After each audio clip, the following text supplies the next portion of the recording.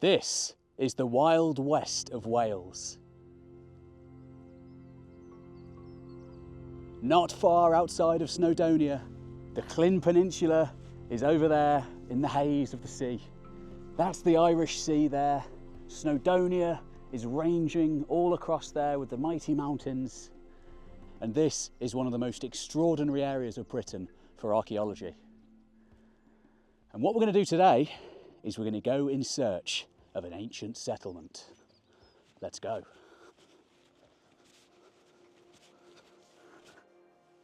Of all the ancient monuments of Britain, the most iconic of all has to be the stone circle. From Spinal Tap to Thor, associated with witches and druids. Like few other features of our ancient history, stone circles have become part of popular culture, spilling over from the realm of eccentric enthusiasts into the imagination of the average person. Partly, it must be because they are everywhere. Everyone's got their local one. But what is it really that makes these monuments so special? And most importantly, what were they used for when they were in their prime over 4,000 years ago? It's a massive topic. Scholars have pored over these sites for hundreds of years, thousands even, and though so many mysteries still remain, we do know a little bit more now about these sites than our ancient forebears. So, let's investigate. In classic Pete fashion, I am approaching this settlement from completely the wrong direction. However, you do get an interesting vantage point. It's basically at the top of this hill. So, there's only one way up. Let's go.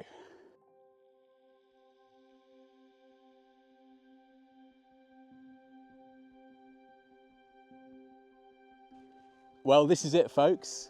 I'm in Bryn Siward Ancient Settlement. It's an interesting name. It seems like it's named after a Norse guy or a Scandinavian guy. I know that in the early Middle Ages, the Scandinavians did indeed come here. They came up the next estuary along and raided Tywin. And there's an old Welsh legend where people of the town went and hid on top of Bird Rock, which is a bit further inland. But I don't know what the association with this place is. I looked online about this site and there's a lot that's been surveyed here. You've got a number of hut circles. You've got a kind of like a large, almost cattle corral type structure, which almost looks a bit like the things you get on Dartmoor at places like Grimspound, suggesting the people in the past, much like they still do today, were sheep herders, they were pastoralists, they were kind of cowboys. And that was the kind of lifestyle they lived. Up here, grazing their animals on the high ground. And they were probably a little bit nomadic, a little bit mobile at least, moving from site to site, kind of like the people who made Stonehenge. And of course, here too, there are ancient monuments. Not quite stone circles like the great ones at Callanish, the Ring of Brodgar, Avebury, Stonehenge, these iconic, epic sites that define Britain during the Neolithic in the minds of most people. But nevertheless, there are ancient monuments here. There are stone rows.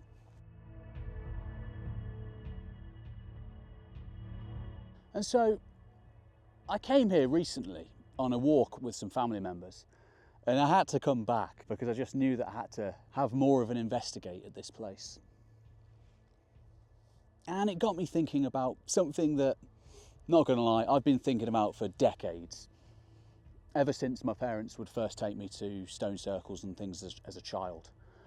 What were these stone circles for?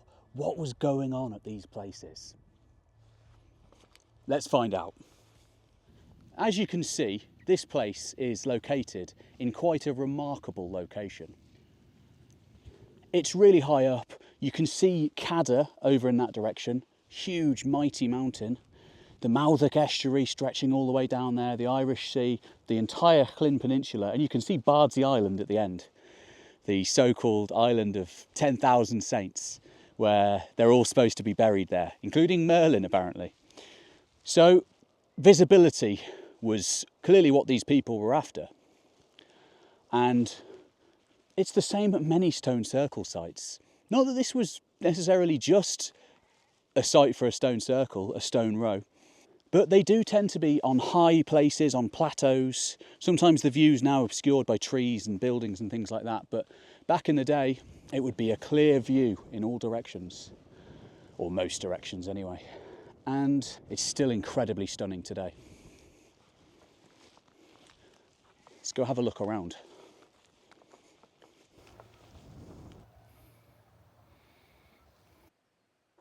Okay.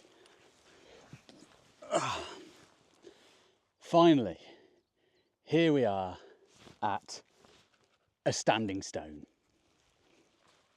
What I set out all those hours ago to find today. So, this stone doesn't appear to be part of a stone circle. This is recorded as being a stone row. There's one down there, there's one here, and it looks like there's more off in that direction.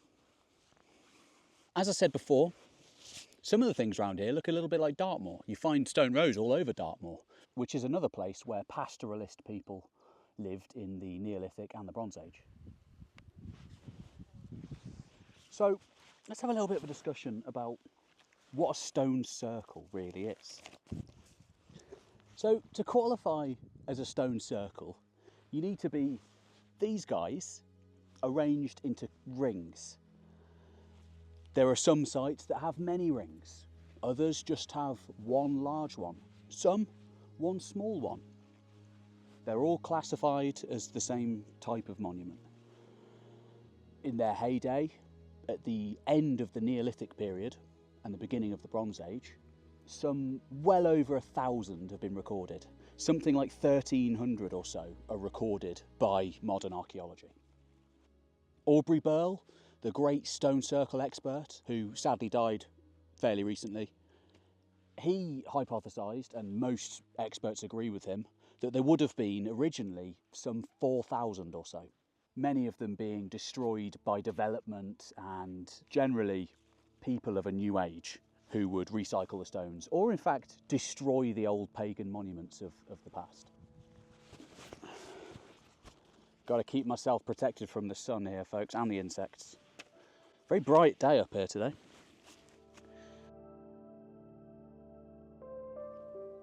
So, stone circles have been used throughout history, in much later ages than the Neolithic, and even before, during the Mesolithic. Indeed, they probably originated in Brittany, across the Channel, with the hunter-gatherer people before the Neolithic farmers even arrived. But when the Neolithic farmers arrived in Brittany, they kind of coalesced with the traditions that had existed there before. Places like Carnac do show pre-Neolithic, pre-farming activity at the great megalithic sites there. And eventually, 1,000 years later, when they crossed the Channel into Britain in about 4000 BC, this kind of megalithic tradition continued. Originally, in the first half of the Neolithic in Britain, people concentrated on building megalithic tombs. So large constructions like Bella's Knap, West Kennet Long Barrow, and smaller dolmens on the landscape, which still can be seen pretty much everywhere.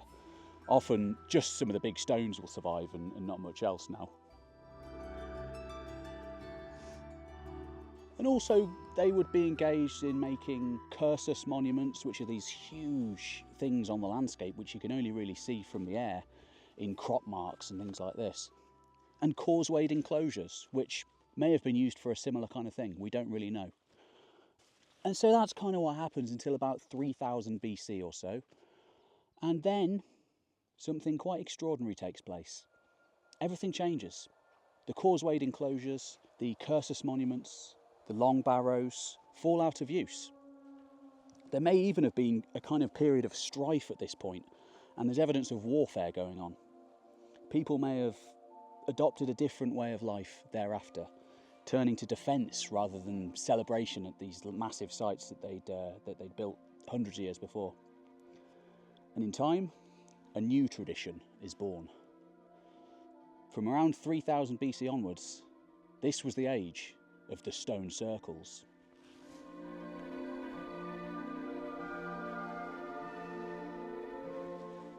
Cool, isn't it?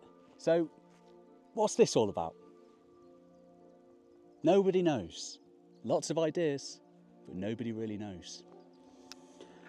Something that we do know is that one of the earliest examples of stone circles is quite far north, on the island of Orkney.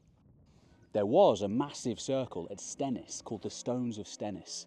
It was since destroyed by the local farmer in, I think, the 1800s, or even 1900s, because he basically just wanted more land, so he destroyed the thing with dynamite, as far as I'm aware.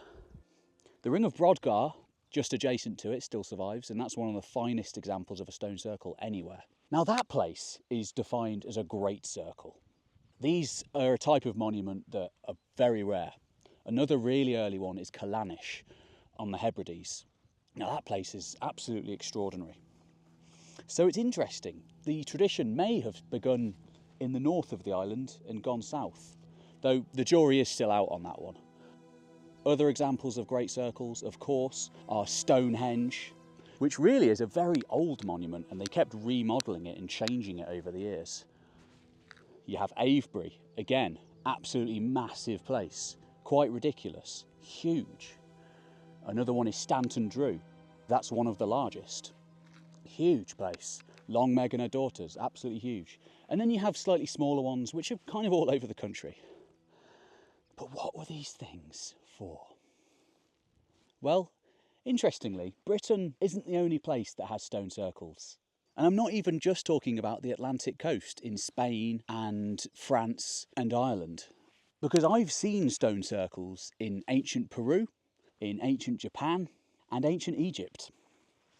It seems to me that when an early agricultural society got to a certain point of development, they were farming, or at least they had a subsistence diet that gave them enough food to have a surplus, such as in the Jomon era in Japan, which really had a vast amount of resources to choose from, more so than most other places on the planet, naturally, a natural abundance really, which gave them as much food as many places that had a bit of proto-agriculture.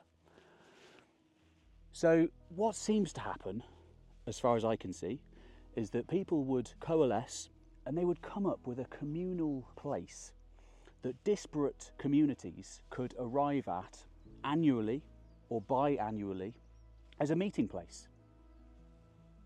And sure, there may have been a religious aspect, but just as easily it may have been a social event where people could meet up, different clans could come together to arrange marriages, to plan for the future, to discuss the world around them, to trade, to spread news, and to meet up with friends. These people in the past, they weren't too dissimilar to us. You know, they were very similar. So what may have happened is the early Neolithic, in Ireland in particular, we can see genetically that the people who built places like Newgrange and Knowth and Castlekeil and these massive passage graves, they were kind of a people apart. They were so-called god kings, was a good title that was used in the news. But they really were different to the other people. So what it seems like is they were kind of like pharaohs, basically.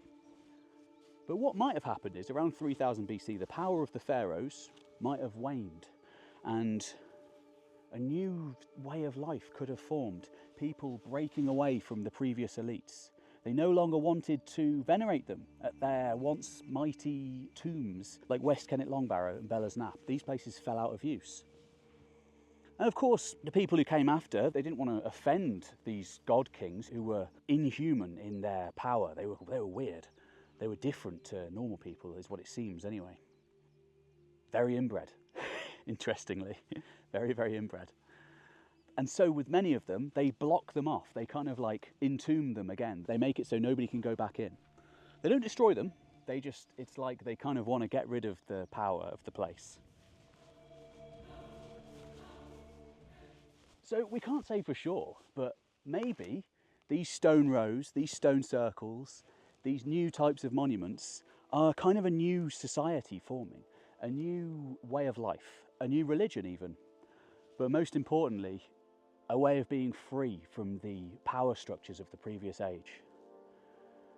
It's just an idea, but maybe that was happening. So what kind of things were actually going on at these stone circles? Well, that's what we'll talk about next. So since the time when they were first investigated by the likes of William Stukeley in the early modern period, vast leaps forward have been made in the understanding of stone circles and these kinds of megalithic monuments. For example, at that time, with the likes of William Stukeley, stone circles were most popularly associated with Vikings, Druids, Celts, and essentially everybody who really didn't make them. The reality being that British prehistory, in fact, dates back so much earlier than those antiquarians could ever have imagined. And just in the last 50 years or so, huge amounts of data has been gathered on stone circles. Extensive excavations at places like Stonehenge and Avebury. Vast amounts of animal bones, for example, have been found, suggesting that feasting would take place. No surprise there, really. A lot of people think there may have been a kind of festival atmosphere at these places. But they're not that simple. Some of them seem to be sites for the dead, and some of them sites for the living. It may be that wooden sites, of which there are many, Woodhenge being one example, may have been sites for the living. Stone sites could have been sites for the dead. Again, something else that is debated but has been discussed since the very beginning is that these stone circles may have been kind of funerary markers for important people who had died, important members of the community who would be commemorated. We don't know if that's the case, but maybe. The most prevalent idea that I can find, however, is that these were gathering places. People would come together and they would try and achieve something bigger than their individual parts. To put it simply, as the great Caesar from Planet of the Apes once said, apes together strong.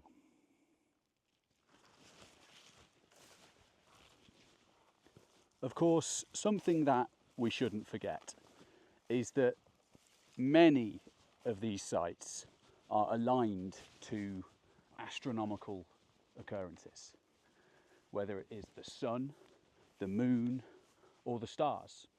And there's been a huge amount of work that's been done on this, and it's really interesting. These guys so long ago were accurately predicting the movements of the heavens, and they were using these stones to do so.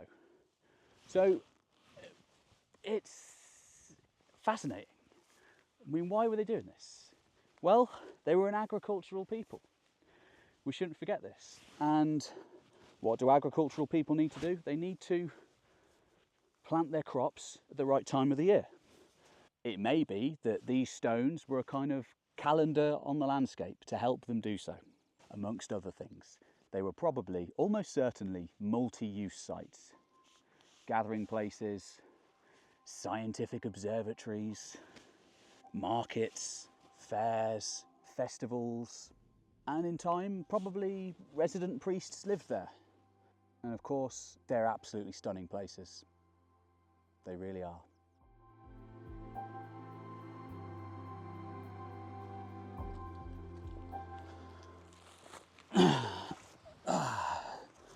So, this is the end of my journey, folks. I'm going to go back and get the train. And I'm still going to be thinking about what these stone circles were used for, what was happening at them. What do you think? Let me know in the comments. This is one of the most fascinating things of all, as far as I'm concerned.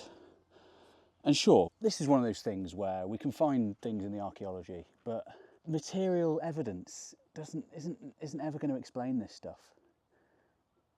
Sometimes we need to make a wild leap of the imagination, as far as I'm concerned. And you never know, sometimes they aren't too far off the truth. Let me know what you think in the comments. Like and subscribe, do all that good stuff. Helps in the algorithm, obviously. I'm basically up against an armada of AI at the moment. I assure you, I'm not AI. I am actually a real human being. Promise. That's all I've got to say about that, really. Like and comment and all that before I get replaced. And I'll see you on the next one. I'm going to enjoy my sandwich now, and I've almost run out of water. Never just take one bottle, would be my advice. Climbed up a big old hill and bloody dehydrated.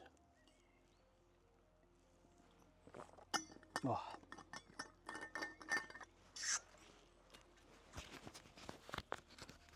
This sandwich has probably gone terribly bad by now. But how are we doing? Are you all right?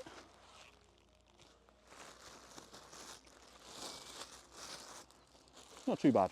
Not too bad.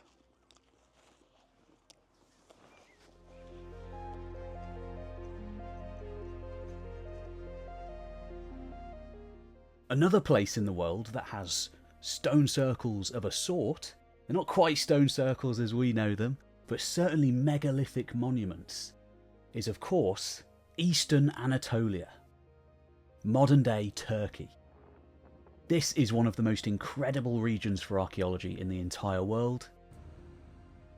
I've been many times, I'm really looking forward to going back, and this September I'm doing just that. We're going to go and look at the megalithic monuments of Turkey, these incredible, incredible archaeological sites. You should come with me. You've heard of them. Gobekli Tepe, Karahan Tepe, all these incredible Taş Tepeler sites. There's an entire culture there in eastern Turkey going down into the Mesopotamia region, and it's really at the forefront of modern archaeology. The developments being made there have completely changed the history books. They've completely led to the archaeology textbooks being rewritten, and it's incredible. We're going to go look at it firsthand. We'll see the archaeological sites there. We'll see digs going on at Gobekli Tepe, at Karahan Tepe, at the smaller sites there as well. And not just that, we're going to go to Roman cities too. We're going to go to Iron Age metropolises. We're going to go to Bronze Age cities. Oh, it's going to be so good. I'm super excited for it. The food's incredible. The landscape's incredible. The company's going to be amazing. It's going to be a group of like-minded history buffs and archaeology buffs. We're going with a charity, so all the profits go to a good cause, helping impoverished communities in Turkey and other countries around the world. It's set up with 2 other history YouTubers, History with Kaylee and Dakota of Earth. And yeah, you should totally come. You should totally come with us. We're going to talk history all day, every day. We're going to talk history on the coach, talk history at the archaeological sites, all through the day, from dawn till dusk. Whew! I'm stoked. You might be able to tell. It's one of my favourite countries in the world. I'd be delighted to share it with you. And I want to meet you guys. You know, I want to meet some of you guys. I'd love to meet some of the subscribers. You know, been doing this for nearly 10 years now. On History Time, on this channel, on my other channel, History of the Earth. 10 years is a long time. 10 years is a long time, and it'd be nice to meet some of you guys in real life. So yeah, sign up for everything down below. This is actually the second time I've recorded this in this same clip. Somehow the first clip completely didn't record, so that's really annoying. So I've lost my trail of thought of what I'm even flipping talking about. But you should come along. It's quite hard repeating exactly what you've just said for like 5 minutes. You should come along. Be delighted to have you. Let's flip and go. Let's go look at Gobekli Tepe. Let's go look at these incredible places.